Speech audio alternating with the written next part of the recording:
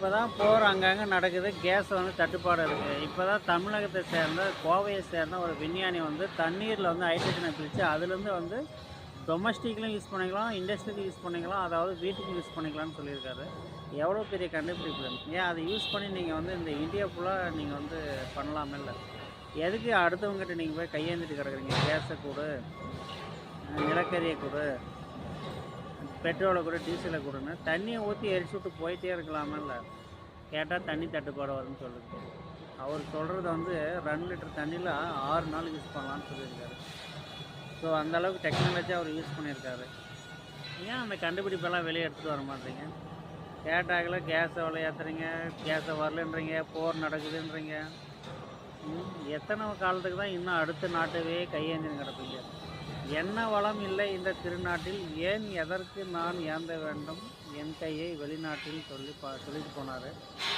அந்த மாதிரி என்ன கண்டுபிடிப்புகள் இங்கே இல்லை, என்ன சயின்டிஸ்ட்டுக்கும் என்ன குறை? எல்லா சயின்டிஸ்ட்டும் எல்லா கண்டுபிடிப்பும் எல்லாமே இருக்குது. ஆனால் அதை ஏன் அப்படியே ஓரத்தில் தூக்கி போட்டுறீங்க? அப்படி போட்டால் தான் வந்து கவர்மெண்ட்டுக்கு வந்து கோடி கோடியாக சம்பாதிக்க முடியும். ஏன்னா அவன் அரசியல்வாதி திருட்டு ஐயக்கு பசங்களாம் 5 கப்பல் 10 கப்பல் வாங்கி போட்டிருக்கிறான். அவன்லாம் எப்படி சம்பாதிக்கிறது? இதுதானே எங்களுடைய ஐடியா. அதுக்காக நான் வெளிநாட்டாக ஏந்திட்டு கிடக்க முடியும்? எப்போ பார்த்தாலும் மக்களை வந்து ஒரு ஓடிக்கிட்டே இருக்கிற மாதிரி பண்ணுறீங்கள? தயவு செய்து அந்த கேஸை வந்து தண்ணியில் கண்டுபிடிச்ச கேஸை வந்து ரிலீஸ் பண்ணுங்கள். இல்லைன்னா நல்லா இருக்காது. நான் சொல்லிட்டேன்.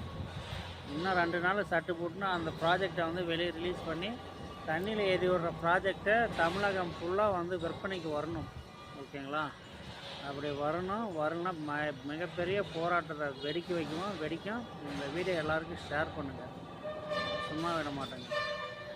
எதுக்கே நீங்கள் அடுத்தவங்களை கையேந்திட்டு கிடக்குறீங்க? இங்கே எவ்வளோ டெக்னாலஜி வளர்ந்துருக்குது, அவங்களுக்கு ஏன் ஊக்குவிக்க பண்ணுறீங்க? அவங்கள ஏன் நீங்கள் வந்து முன்னெடுத்து பண்ணுறீங்க? சும்மா அடுத்த நாட்டுக்காரங்கிட்டே வாங்கின்னு சுற்றி திரிறீங்க. எத்தனை வருஷத்துக்கு அடுத்த நாட்டுக்காரங்கிட்டே வாங்குவீங்க? இப்போ அந்த நாட்டில் தட்டுப்பாடு ஆகிப்போச்சு, கிடைக்கல, என்ன பண்ணுவீங்க சொல்லுங்கள்?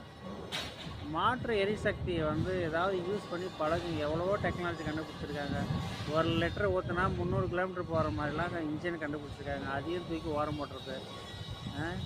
எவ்வளோ ப்ராஜெக்ட் கண்டுபிடிச்சிருக்கிறாங்க தெரியுமா? போய் வெளிநாட்டில் அதை போய் சேல் பண்ணிடுறாங்க. அதை வெளிநாட்டுக்காரன் யூஸ் பண்ணிக்கிறான். அவன் காப்பிரைட் வாங்கி வச்சுக்கிறான். அவன் தான் ஒரு நாளைக்கு உனக்கு விற்குவான். ஐயோ இது என்னுடைய ப்ராஜெக்ட்டு, இது என்னுடைய காப்பிரைட்ஸு அப்படின்னு சொல்லி அவன் தான் உனக்கு விற்க போகிறான் கடைசியில். அந்த மாதிரி தான் ஆகிட்டு இருக்குது இந்தியாவில் எவ்வளோ சயின்டிஸ்ட் இருக்காங்க, எவ்வளோ டெக்னாலஜி பண்ணிகிட்ருக்குறாங்க. அவனுங்களாம் தயவு செய்து சப்போர்ட் பண்ணுங்கள். ஓகேங்களா? அதாவது தண்ணீர்லேருந்து ஹைட்ரஜனை பிரித்து அதுலேருந்து எரிவாயு கேஸ் எரி விடலாம்.